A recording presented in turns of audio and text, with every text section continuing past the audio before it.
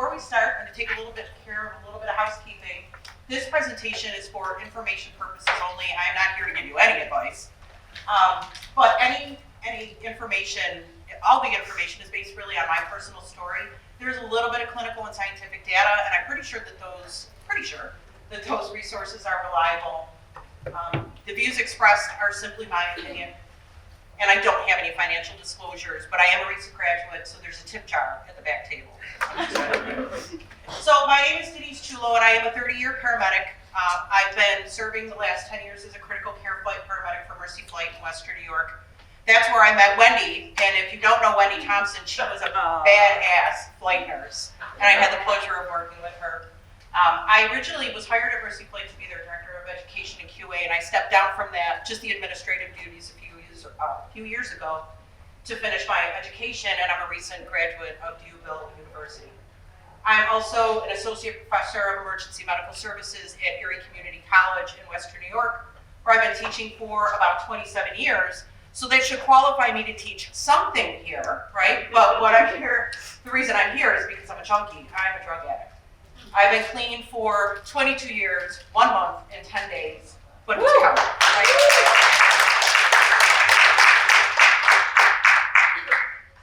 I don't say recovered because that would imply some kind of a graduation or a completion to this process. And, unfortunately, it's just not how this works. Addiction is a disease without a known cure, from which I am offered just simply a daily reprieve. So back in September, Wendy contacted me and asked if I would participate in the conference. And when you have a friend and a mentor like Wendy, and she asks for help, the answer is yes, regardless. But, I was in school full-time, I was working full-time, and I didn't have any clinical presentations, ready to go. So I very flippantly said, well, why don't I share my story about addiction? And then immediately I was like, what are you doing? It was instant regret because, I've spoken many times, but at recovery meetings. And it opens with, my name's Denise, I'm an addict. And then we talk about recovery. We talk about living life on life's terms. We talk about solutions. We don't talk about our stories. Because despite the fact that we may have different pathways, we all ended up in the rooms for the same reason. And it's not because we were on a winning streak, right? So why in God's name would I get up in front of a room full of strangers and share some of my most personal details and probably cry a couple times? Well, it's because we still talk about addiction as if there's a choice, like it's a moral failure. Because I've watched providers administer Narcan in a way that puts their patients into acute withdrawal syndrome as if they deserve to be punished. Because I've watched how we treat our patients who are addicts. Because we talk about harm reduction like it's woke ideology that just coddles criminals. Because I've heard EMS providers say that keeping addicts alive only empowers them to use more, as if letting them die is going to teach them a lesson, right? But most of all, because when I was at my bottom, when I was at my worst, the community that opens its arms to me, that showed me understanding and compassion, the community that saved my life was not the healthcare community. So, it's still an epidemic. 40.3 million people in the United States were diagnosed with substance use disorder in 2020, but only 6.5% of them received treatment. 107,000 people died from drug overdoses in 2021, and 75% of those were due to opiates. And it's not just our patients, it's us, it's the healthcare providers. 5.5% of healthcare providers engage in drug use, and it's estimated that 100,000 struggle with the disease of addiction, and the most commonly abused drugs are oxy and fentanyl. 20% of nurses have substance use disorder or alcohol use disorder, and approximately 9,000 exit state diversion programs and re-enter the workforce every year. The most successful providers are those that participate in continuous monitoring programs. For example, 71% of physicians that participated in a continuous monitoring program maintain their sobriety, their licensure, and their employment at the 5-year mark. Currently, there's only 3 states that have an impaired provider program specific for EMS. New York is not one of them. Big surprise.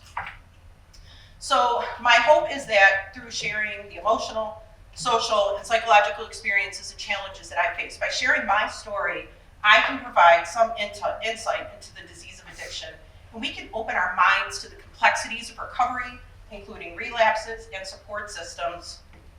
And through that understanding, we can improve our patient interactions and our patient outcomes. But my goal is that what we might be able to do here today is to save some lives. And I think even just one is going to make it worth it to stand up here today. So let's start by talking a little bit about the science of addiction.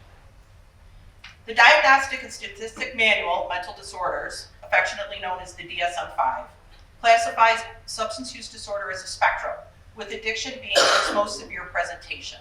It lists 10 diagnostic criteria for substance use disorder, and the patient qualifies if they meet 2 of those criteria, and then the severity is based on how many that they meet. 2 to 3 is considered mild, 4 to 5 is moderate, and 6 or more is considered severe. Now, cravings are not listed in the DSM-5, but a lot of professionals consider craving one of the criteria because it's a hallmark of the disease of addiction. Not everybody who uses drugs has substance use disorder, and not everybody who has substance use disorder is an addict. In addiction, there are neurobiological changes into the brain, and that leads to a cycle of obsession and compulsion. So how do we transition from substance use disorder to addiction? Well, it's the neural pathways of the brain, specifically the limbic system, and they become altered. The limbic system is our ancient brain, and it encourages us to survive, it cheers us on, and gives us little splashes of dopamine to reward and reinforce behaviors like eating, sleeping, exercising, mac and cheese. But when we use drugs, it triggers a massive dopamine release, and this creates a rush of pleasure that's way more intense than anything we would get from natural rewards. And the hippocampus, which is the memory portion of our brain, kicks in, and it records that amazing sense of satisfaction, and it locks it in as a reward worth repeating. However, with chronic or repeated use, the brain starts to change, and it develops neuroadaptations. The most significant of these are epigenetic changes, and those occur within the reward loop of that limbic system. These are changes in gene expression. They don't actually alter the DNA sequence, but they alter how that code is read and used, and that disrupts the ability of the neurons to function normally, and it results in behavior being directed towards drug seeking and away from natural rewards like eating and sleeping. The prefrontal cortex gets hijacked by that limbic system, and instead of weighing consequences, it drives us to prioritize getting more drugs and forgetting about any risks. The amygdala, which handles emotions like fear and stress, starts associating drugs with relief, and over time, we start to crave the drug, not just for pleasure, but to escape feelings of discomfort and withdrawal. And then the brain downregulates its dopamine receptors. And that's the addiction loop. The dopamine hits keep the brain chasing the high, and the hippocampus won't let us forget how good it feels. The prefrontal cortex loses its ability to stop impulsive behavior, and the amygdala creates cravings. That loop becomes reinforced and stronger every time we use, and harder to break that cycle. For some, it's impossible. Addiction rewires the brain, and it makes the substance a necessity, not a choice. And the proof is in the PET scans. These show the downregulation of those dopamine receptors within the limbic system, and that accounts for tolerance, which is the need to use more and more of the drug to get the same results. But it also translates into depression and anhedonia, which is an absolute absence of joy when we're not using. And the question is, do these changes regulate in recovery? And to some extent, yes, they do. We're just not sure how much. We do know that the epigenetic changes are heritable, so we pass them on. And we also know that they're implicated in relapse months to years after we stop using. The teen brain is especially vulnerable because their brain is still developing, and those experiences play a role in normal brain development. Using drugs during the teen years interferes with that process, and the drugs essentially trick the brain into thinking that the connections associated with drugs are more important. And those are the connections that then become myelinated, that increases the speed and the efficiency in those pathways, while other pathways that should be myelinated become pruned or discarded. Additionally, their prefrontal cortex is totally immature. They're already susceptible to impulsive behavior. And if you have teens, you know that. And I remember I can't really gauge it by what I was like, because, I was a mess. Anyway, people who start using drugs during their teens have a much higher risk of becoming addicts than people who start using drugs as an adult. And we don't have all of the answers as to why people become addicts and some don't. It's just this complex interplay of risk factors and protective factors that combine in a perfect storm. Oh, I was behind one, sorry. There's a veritable salad of genetic, environmental, and developmental factors that influence the risk for addiction, but genetics and biology account for about half. Mental illnesses such as depression and ADHD increase that risk. Environmental factors such as extraordinary stress, emotional trauma, parental substance use disorder, and poor parental monitoring, a lack of a feeling of connectedness, and unhealthy peer relationships.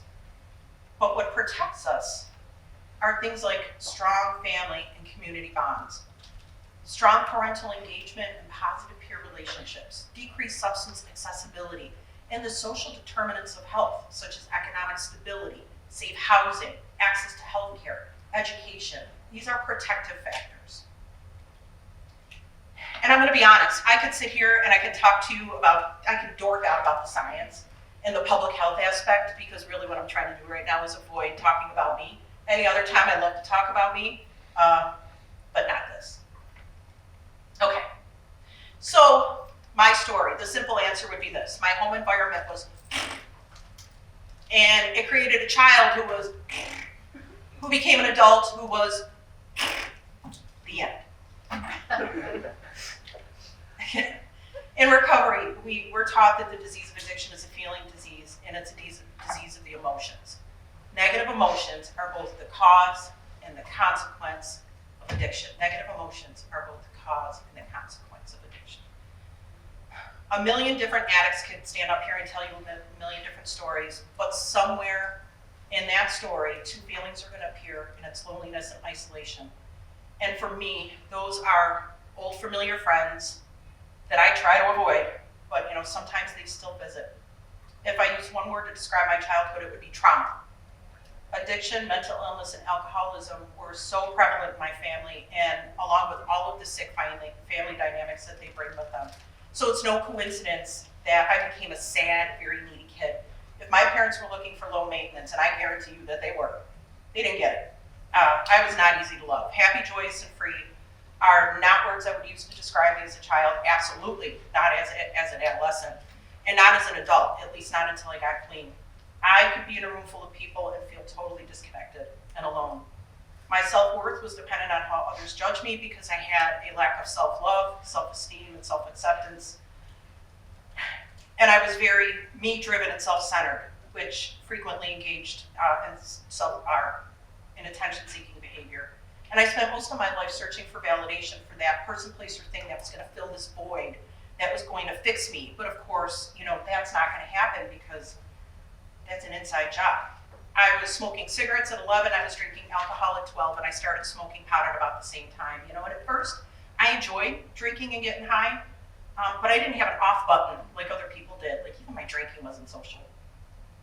And I always used in excess. And it wasn't that I wanted to binge, it's that once I started using, I found it very difficult to stop, and it was usually some extrinsic factor that forced me to. By high school, I was getting high every day and I was drinking every weekend. And I was smoking pot, and to be honest, I didn't even like it. I hated it, because I didn't feel in control or coherent. I felt sad, paranoid, and depressed, and those are the very feelings that I was trying to suppress, but I did it anyway, because I didn't know how to be without being high. And then I struggled to be around earth people because I was always the highest or drunkest person in the room, so I started to surround myself with people who used like I did. I found very little joy in doing much of anything unless I was high, but I was not functioning when I was. So I started, trying out other drugs to see if it would work. I got into crystal meth when I was 15, and I loved it. Loved it. It was like turning on all of the lights after being stuck in the dark for a long time. However, it was scary because it was also my experience with the first time of craving more, because I would do a line and I immediately wanted more. And I put myself into some kind of awkward situations because of that. Luckily for me, at 15, meth was hard to get, so that probably saved my life, my teeth. I started using LSD at 16, and I loved it. I liked tripping, but I never craved it like I did other drugs because it was more like a vacation. It didn't feel like a solution to me. I added cocaine to the menu at 18, And very much like the crank, it was immediate love at first line, but it was also immediate nightmare. And once I started doing coke, I couldn't stop. Like rent money, borrowing money, making promises, it didn't matter. It was bad. Benders would last for days, and then I would have to drink myself into oblivion to come down. I moved out at 19 because, my using was a source of conflict. But now I had to hold down a job, and I struggled to show up, so there was some conflict there as well. And then I would bargain with myself about, I'm not going to drink during the week, and I'm not going to go to the bar after work. I'm 19, right? 19. Alternating drinks with soda, no more cocaine. And I would keep the promise to myself for a couple days at best, and then I couldn't. And while that bargaining and that attempted failure, control my using, to control the when and the how much are hallmarks of substance use disorder, that's really not what bothered me. And it wasn't even the chaos of using that scared me either. It was the emptiness that came when I wasn't. There was an absence of joy that settled in like a fog, and a void like a presence in my chest. And I was deeply depressed, and I was isolated, and I was ashamed of my behavior. And the only moments that I really felt happy were when I was high, but that was fleeting, and it was always followed by shame and regret. So as my drinking and drug use continued to cycle, there were consequences. Just about every good thing that life presented me, I would lose because of my behavior. I would self-sabotage. I lost jobs. I was evicted from an apartment. I wrecked 2 cars. One of the wrecks, if I'm being honest, was impulsively on purpose. Then I fell in love with a very kind, gentle man who was unbothered by my drug use because he was also an addict candidate. And I married him. And we started a family. I became a paramedic. We bought a house, and for a time we were okay. I was okay, until I wasn't. And it was during this time that we found opiates. And I thought my prayers were answered because opiates fixed everything. It was like taking something to fix me that still allowed me to function like I saw other people doing, earth people who looked so happy and didn't have to take a pill to do it. If cocaine and meth were like turning on all the lights, opiates were like walking out into the warm sunshine after years' worth of cold, dark, rainy March nights. Opiates to me felt like hope. I could be what I thought was the best version of myself. I was loving, I was kind, I was calm, I was happy. I had energy. I didn't need any other drugs, and I didn't need alcohol. But any illusions I had of being able to control my drug use were shattered, and I became addicted to opiates in just record time, and it swirled out of control so fast, and it became insanity. I was stealing drugs from people I loved, and I was stealing drugs from people I didn't know. I was scamming providers, and I was bargaining at the pharmacy, and we were buying pills, and we were buying scripts, and we were going into debt, and we were just dragging each other farther and farther into an abyss. The hallmarks of addiction are cravings, compulsion, and obsession, and I don't know that I have the words to adequately describe how that feels.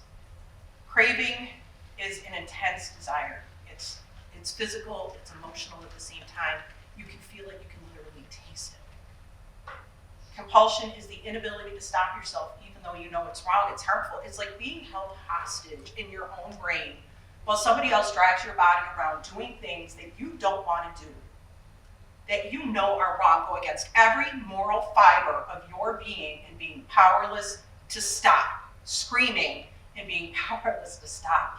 And obsession is the inability to stop thinking about the drug and about ways and means of getting more. And those thoughts are so intrusive, and they bring desperation. And I thought I would think about the drug all day, every day, and it dominated my thoughts. For an addict, for me, the cravings felt like survival. And the compulsion stole my choices, and the obsession took over my mind. Addiction is not about having a weak will. Addiction is about being hijacked from the inside. At this point, I had to have the drugs. I lived to use, and I used to live, and I wasn't even getting high anymore.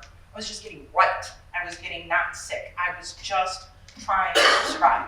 And every day I would promise myself, if I do this, then I'll quit. But then I would find myself reaching whatever this was, and then I would just set a whole new low, because I don't really have any nevers. I just have an endless list of not yets. My life was a complete mess, and I was a failure at everything. And believe me when I tell you, I knew I was a failure at everything.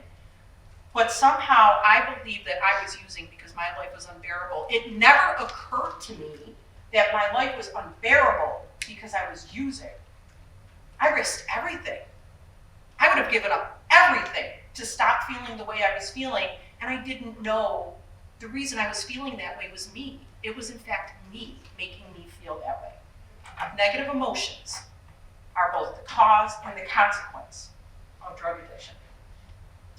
So eventually we were introduced to recovery by a friend, and my husband checked himself into a detox. When he got home, he thought it would be a good idea for me to try to kick in the bedroom while taking care of the kids, which is on break.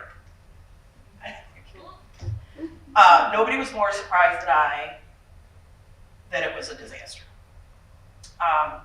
I was not an overnight success story, and I spent the next 2 years with 1 foot in recovery, and the rest of me in addiction, just prolonging my pain. I struggled with the physical pain and withdrawal and with the emotional anguish of depression, and I couldn't fight the screaming in my brain. And people in recovery kept telling me, it's the first one that kills you. I didn't care about anything past the first one. I couldn't see past the first one because I just needed relief. Now, I needed instant gratification. I didn't care about the future. I couldn't see past it. Asking me to give up the drug was such an intimate ask. Like, how dare you? I'm sick, I'm desperate, and you're asking me to give up the only thing I think is allowing me to survive. The only thing that has allowed me to survive. And you're asking me to trust you. And I couldn't do it. There's only 2 choices for a drug addict. You can recover, or you can go on to the bitter ends, which are jails, institutions, and death. And I was at a point where the latter not only seemed likely, but would have been welcome. But I was still going to meetings, and eventually I began to hear some things, and then somebody told me that I was not responsible for my disease before I knew about recovery. But now that I knew recovery was there, I was choosing to stay sick. And I have to tell you that hit me, right? And that reverberated. So the weekend of St. Patty's Day in 2003, 2 things happened that changed my life forever. First, on Saturday, I was asked to give somebody a ride to a dope house, and I did. And at this point, I'm using OxyContin, and I'm snorting it half the time that I'm using it, and I'm shooting morphine. And I'm dope sick this morning. Like, I'm sick, and I'm white knuckles on the steering wheel, and I'm sweating. I smell like a box of Band-Aids. I have diarrhea, I'm vomiting, I'm freezing cold, every joint in my body hurts. And I want to go in. Like, I want to go in. And up to this point, I had told myself that if I surrendered to heroin, that was surrendering to my addiction, and I knew that I would die, which is probably correct. What's not correct is I really thought I had some control over my addiction by not using heroin, which is crazy, but these are the lies we tell ourselves.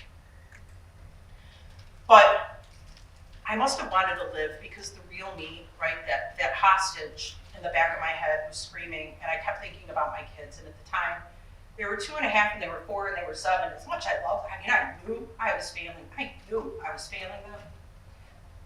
But this voice told me, if you're gone, the people that raised you are going to raise your kids. I don't think we would laugh at that, right? So I drove away. The next morning was Sunday, March 16th, 2003, and I was supposed to be taking my kids to the St. Patty's Day parade. I had managed to score some Oxy the day before, but of course, like any other, self-respecting junkie, I ate it all except for one, and I had it, and I took it already, and now I'm just this crazy ways and means. Okay, we go to the parade, then how am I going to go? How am I going to get more? Where am I going to get the money? And it's this just nonstop thinking. And finally, I had this epiphany. It was like, holy shit, my entire life is about ways and means. My entire life is about drugs. And I remember just thinking, I am so sick and tired of being sick and tired. Then I said, I'm done. And I've said it 1,000,000 times. But I meant it this time. And there is no way I can put into words the feeling of relief that came over my body like a physical presence. It's like the weight of the world, like the weight of 1,000 worlds came off my shoulders. And that's what we call surrender. My official clean date is March 17th, 2003. But for me, it will always be St. Patty's Day, and it will always be that moment, standing in my kitchen in front of my island, wearing my yellow sweater. It's always going to be it for me. And I did kick it home, no detox, no methadone, no help. Took care of 3 little kids in a house, living life on life's terms right out of the gate. But something funny about surrendering is it became doable. I knew I just had to go through it to get through it. And I'm not saying that it was tolerable, it wasn't easy, it was horrible. On my worst days, the very thought of trying to detox again, keep me clean, because I know there's no way I can do it, and I know that. I was acutely ill for a few weeks, and I had persistent malaise for months, maybe even years. And I remember somebody in recovery telling me, wait until you hit 5 years, you're not going to believe how good you feel, and he was right. Like, it took a long time for my body to recover, but you know what? I was sick for a long time. But once the physical symptoms of detox started improving, I was horrified because I wasn't better. What's going on? I was still this raw, open wound emotionally, and I just felt desperate. I had all of these feelings and emotions, and I didn't know how to manage any of them. I was self-centered. My perspective on everything was volatile. And, you know, I returned to meetings, but my sponsor fired me and told me to take my ass to NA. And I knew if I didn't, I would use, so I went. When I walked in, they told me that my name was Addict and my problem was Denise, and they told me to keep coming back. They explained to me that my drug use was just a symptom of my disease, and when I started to act out on behaviors to fill that void, but this time with people, places, and things other than the drug, they called me out on that behavior, and they told me to keep coming back. They offered me a sense of community, this room full of addicts who took the time not just to learn about their disease, but to share that information freely to help save the lives of others. And that's what saved my life. You know, so the hard part is that early recovery, you have to be just as selfish as you are in active addiction. And I had to work for my recovery even harder than I did for the drug. And recovery had to come before everything else, because without it, I was going to lose everything. And let's face it, I'm not even going to lose it. I'm giving back every gift that recovery gave me. But what little social support I had left outside of the meetings did not understand that. They resented it, and it caused, you know, more conflict. My family wanted instant gratification as much as I did, and so after a few weeks, they didn't understand why I was going to as many meetings as possible. In recovery meetings, they tell you to attend 90 meetings in 90 days and go to more meetings if necessary. But my family thought that I was being weak.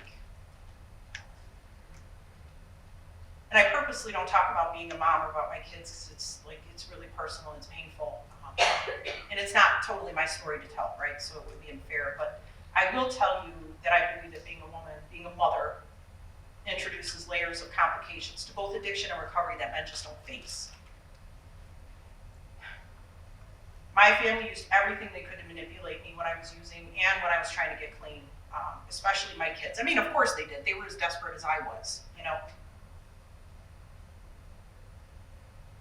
It's impossible to explain it to be mom. I had to have recovery when just a few months ago I had to use drugs to be a mom. Being selfish in recovery was a special kind of hell because I knew what would happen if I wasn't, but I was still hurting everyone and letting them down. I can honestly say that the only people that did not complain about me going to meetings were my kids. And today we live by the motto, I did the best I could, and it's okay that it was not enough. And that allows us a lot of room for forgiveness. And I'm a little bit of a miracle, and I didn't know that. I mean, anecdotally I did, because I know how much I relapsed those first couple of years, and how many of my friends have gone back out, haven't come back, and how many have died. But between 70 to 90% of addicts with opiate use disorder will relapse, and one study suggests that a 0% success rate without medication-assisted therapy, or MAT, but a 75% success rate with it. MAT was not available to me. Buprenorphine wasn't approved by the FDA until 2003, and I was not enough of a junkie for methadone, and I didn't try real hard to get methadone. I didn't want it, and in hindsight, I'm really grateful that I went through what I went through. I had a lot of misconceptions about MAT when it was first introduced, and of course, you know, back then I believed, well, if I can do it, so can you. But I'm not that person anymore. I've evolved from that. MAT is effective.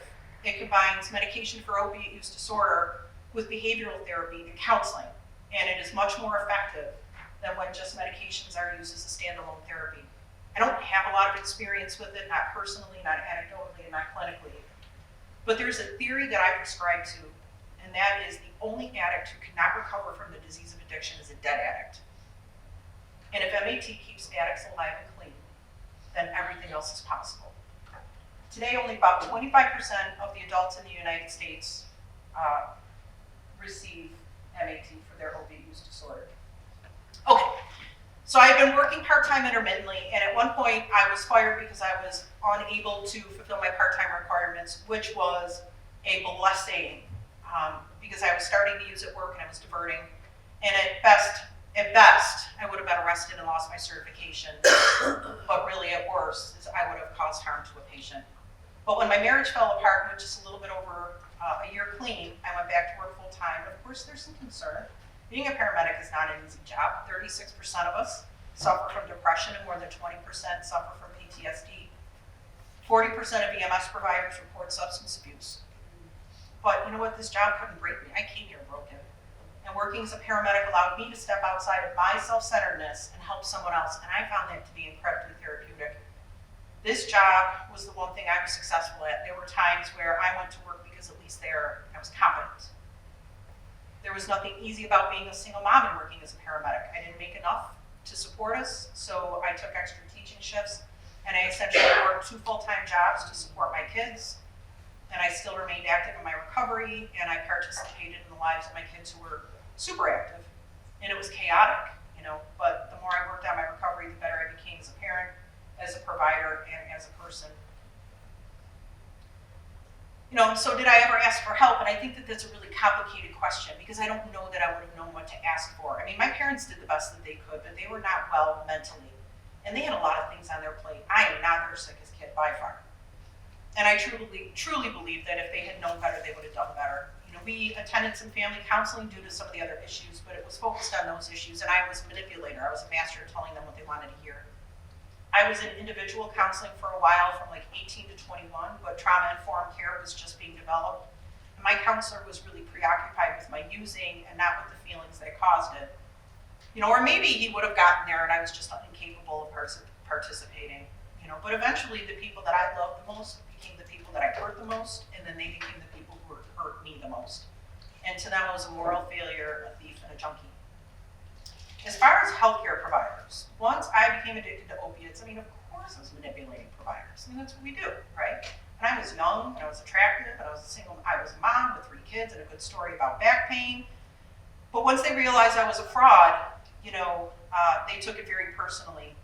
I had one doctor who refused to talk about it, and he just helped me hide all my dirty little secrets. I had one who just dropped me from practice, and that was it. But I had 2 who did confront me, but both were with anger.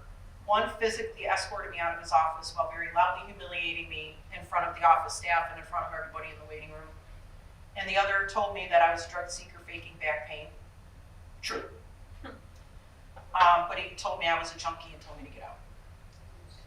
So, yeah, there is a very happy ending. But first, I just want to say this. Addiction is a chronic and relapsing disease of the brain. Nobody makes a conscious decision to ruin their life and just shatter the lives of everyone that they love. Your patients and your coworkers are being held hostage by this disease, and none of them are the people that they have the potential to be, not even close. How you approach your patients matter. You can acknowledge their disease and still provide appropriate care. You don't have to try to understand. You're not going to if you're not an addict. But your words have power, and what you say, how you look, and what you do matters. I'm a firm believer that there is a reason that the windshield is much bigger than the rear view. I don't know if I would have heard it, but what if one provider would have said to me, Denise, you're an addict, you have a chronic disease of the brain. You're not a bad person, you're a good person with a potentially fatal disease, and it's causing you to do terrible things. I'm not gonna help you get high, I'm not gonna write you a script. I don't even know how to help you, but I can help you get the help you need. What if just one person would have said to me, it's not your fault? And I can say it and I can believe it for other people, and I have so much empathy and compassion for others. I just don't have it for myself because I still present myself for the things I've done, for the pain my addiction created, for the mother I was and the mother I wasn't. I have home videos of my kids I've never watched, never, because I can't face me. I I'm intimately aware of each piece of wreckage, and I know what I did when I was using and what I've done during early recovery. I can't afford to forget it. There's days I realize I haven't been able to forgive myself either. Neither can your patients. You know, there's two types of people, those that feel others should have to experience the same pain, and those that make the path a little bit easier for those coming along, and I want to be a member of the latter. I know that I can treat my patients differently than I was treated, and I know I can see them, not just their addiction. The number needed to treat is going to be huge, but I think I can plant the seed for just one, and I'm going to wrap this up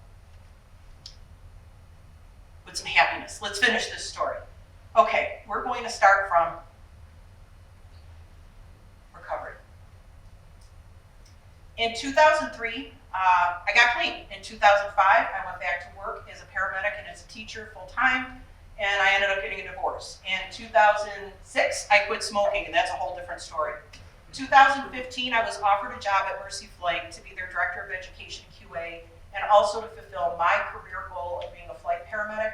And in 2018, I kept another promise to myself, and I returned to school to work on my undergrad. In 2020, I was accepted to the Cuillo University PA program, and in 2024, I graduated from that program, summa cum laude. And you better believe I walked that stage. What you don't hear is my youngest son screaming, "That's my mom." And I said, "That's right, Mikey." On December 18th, I sat for the PANCs, the dreaded boards.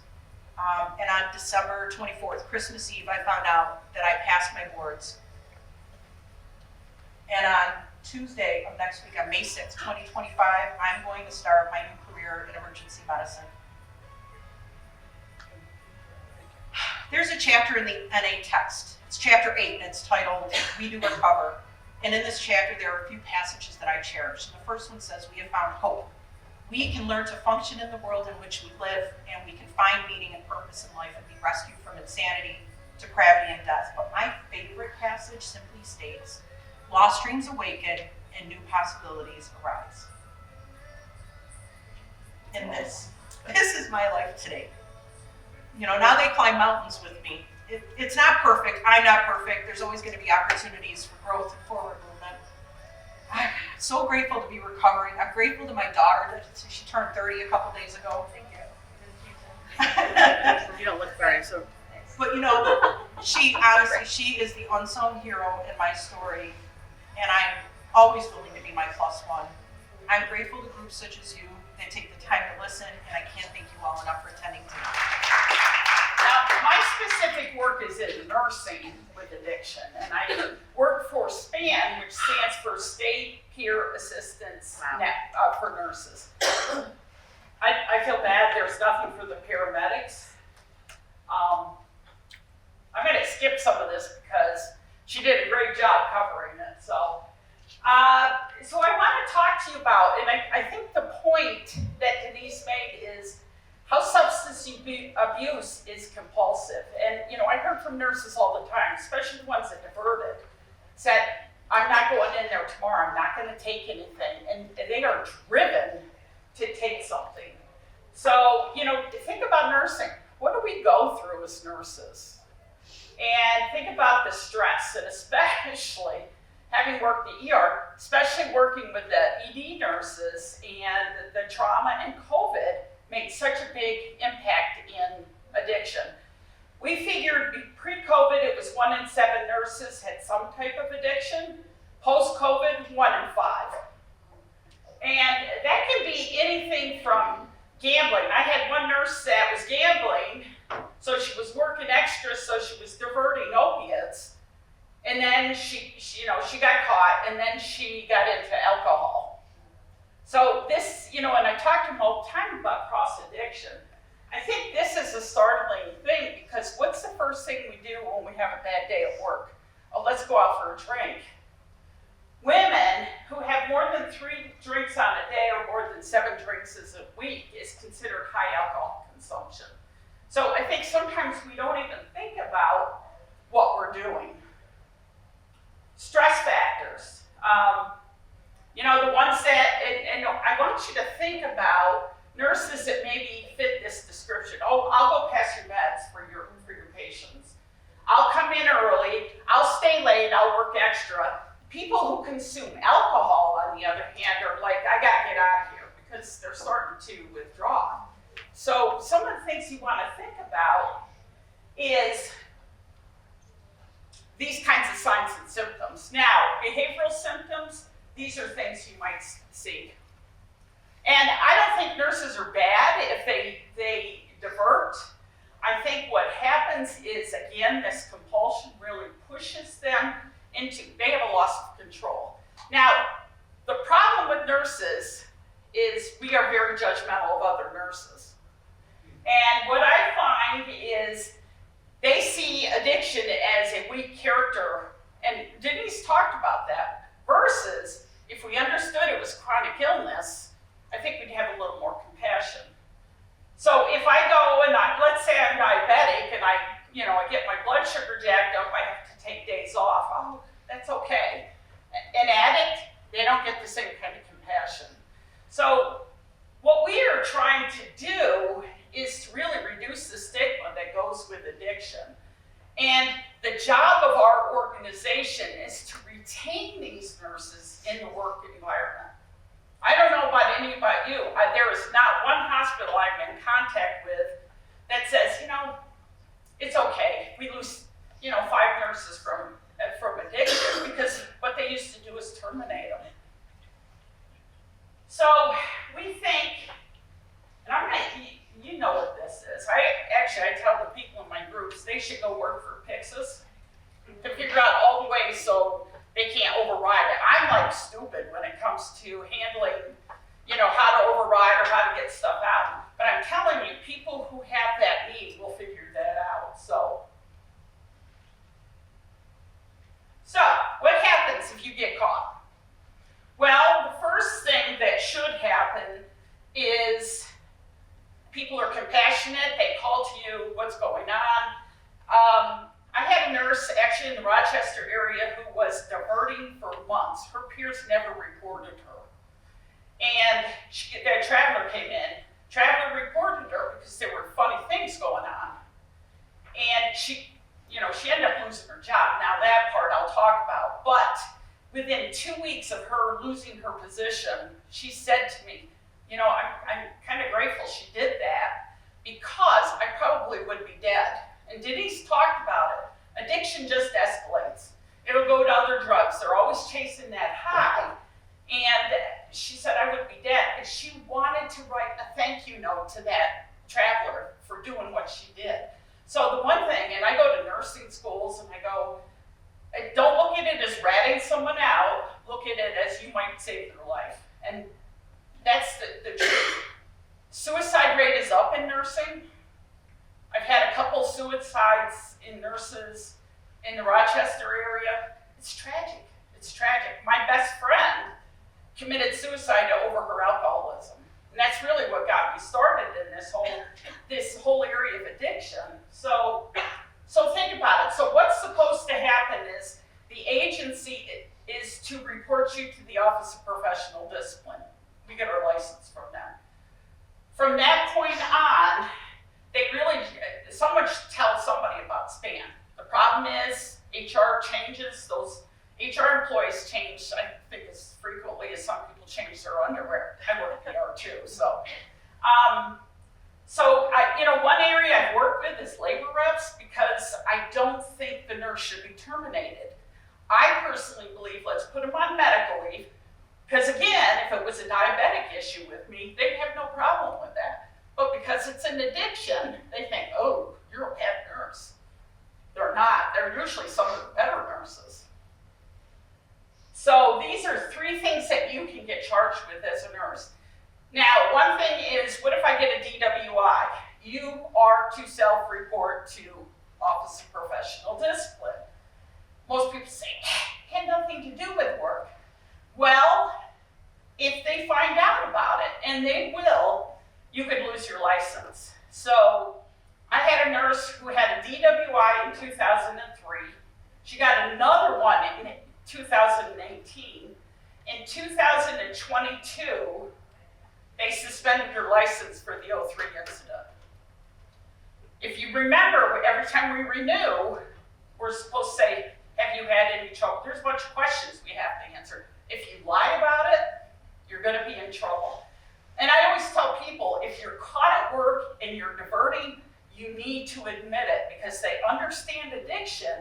pull out more than they understand people who lie.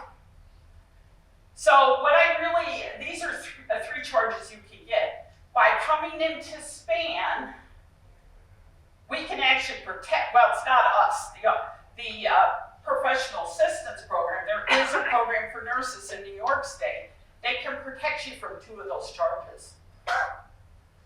So these are the things that can happen if people choose not to go that route. You can end up on the Medicare exclusion list. And I have one nurse that's on that exclusion list for 17 years. That means you cannot work anywhere that takes Medicare funding. And that is almost everywhere. So that's not a list you want to end up on, because they don't just after 5 years, 3 years, 17 years say, okay, you're off. You actually have to apply to get off the list. I actually currently have a nurse practitioner who has been working with a lawyer for 2 years now. I have to actually write another letter for him to get off that list. So it's kind of a big deal.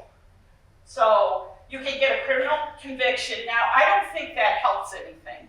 We're trying to get facilities to understand maybe the theft of the drug is really more a symptom of the disease. So what purpose do you gain by charging them criminally? I just think it complicates things. One of my facilitators was homeless at one point. She lost her kids, and she just couldn't do it. She finally, it dawned on her, she said, I'm gonna do whatever they tell me to do, because even if it sounds stupid, it seems to be working for them. That was, you talked about surrender. She finally got it, you know. So this can be a big deal. So what do? Well, we have a hotline. You can call the hotline. And I say the earlier the better. If HR can give you the number, you or any coworker, please call, because we can advise through the process. The state is divided into 6 regions. I cover Western New York, over past like Rochester, Canandaigua, but we have somebody in all areas of the state. So if you don't know who to call, and we're going to be set up out there with business cards, you can call me, I'll get you in touch with the right person. Free program, confidential program, and I actually will take any level of nurse, and we actually have a couple students in there. Because part of it is, you know, they hadn't talked about teenage addiction, and we're seeing more and more of that. These younger nurses who had a problem as a teenager maybe stopped through nursing school, but then once they got into the work setting, it's just a tad stressful, in case you don't know. That was a joke, guys. So we do a lot of outreach education. Now, the Office of Professional Assistance Program, we work with them. We are not them. However, you apply to get into it. By applying and getting accepted into this program, that's where the protection comes from. So I don't understand why nurses say, I'll take my chance. I'm like, okay. You know, again, this is voluntary. But to me, they are so good to work with. They do urine screenings. They work with your work site. You have to have a work site monitor. I wouldn't encourage a new nurse in recovery to go back to the ER. I just wouldn't do it. I wouldn't encourage them to go back to the OR or ICU. I just think the stress is high and the drugs they're there. So we encourage them, especially new in recovery, to find some other options of employment. But these guys are amazing, and I have meetings all the time with them for the people I have in the program. So if you know of anybody who's having a problem, the one thing I hear all the time is, I don't know who to call. Well, they can call our helpline, because we can help them. One of my good friends said, I knew I had a problem. I didn't know what to do. I don't want to withdraw. I'll just wait till I get caught. I get it. Withdrawal is terrible. So, we try to get them through that process. So we work together to really avoid that disciplinary process. Now, one of the things I see is nurses who have had something happen at work, and they say, we want to drug test you. And they say, I'm not going to do it. They're going to probably fire them. Because again, they understand addiction way better than they understand somebody lying to them.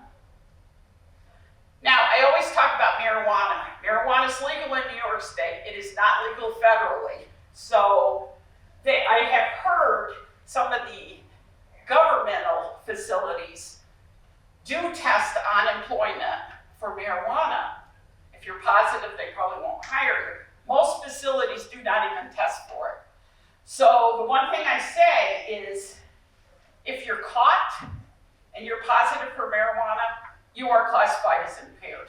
So I tell people all the time, be careful about that, because that's considered impairment. Now they say it's my right to smoke on the weekends or do whatever. You're right, it is. However, I had a nurse who quit smoking marijuana in October. She never tested negative until the end of January. Everybody is different on their clearances. Everybody, their body size enters into that. So there's a lot of factors that people need to consider. I leave it up to the person. I say, I'm just giving you the facts as they exist. So up there is the map of how we're divided for our 6 regions.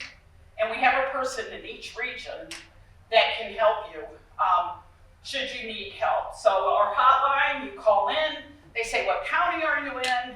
And somebody will call you back and give you help. But I can't, I understand. As far as I'm concerned, I think the people that come forward and say, I need help, are the courageous ones. Because again, it takes a lot of courage to get through that. So don't hesitate to use the services. By the way, you pay for this. So thank you for paying my salary. Every time you renew your license, part of it comes to us.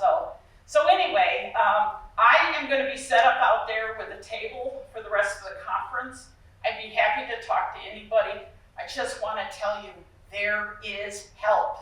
And that's the big thing that comes out of it. I feel bad for Denise. She didn't have anybody to turn to. So, yeah, any questions, come see me when I get the table set up, and I would love